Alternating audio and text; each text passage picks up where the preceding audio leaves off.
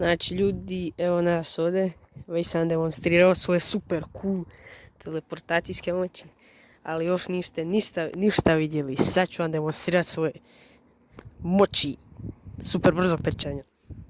E sada, zašto meni trebaju i teleportacijske moći i moći super brzog trčanja?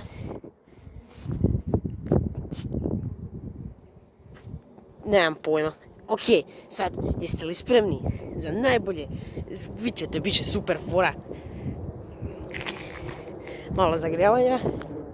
Ja ćemo početi malo trčarati i onda ćemo malo... Da, tako će to izgledati.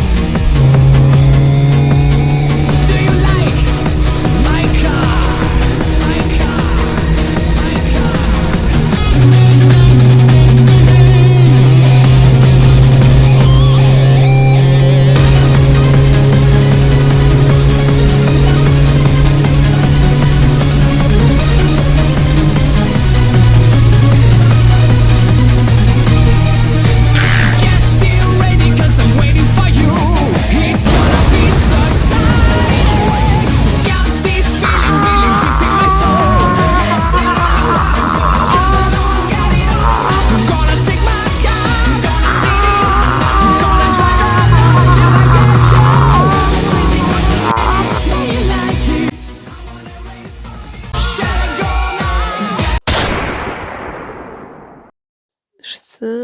Vrsi!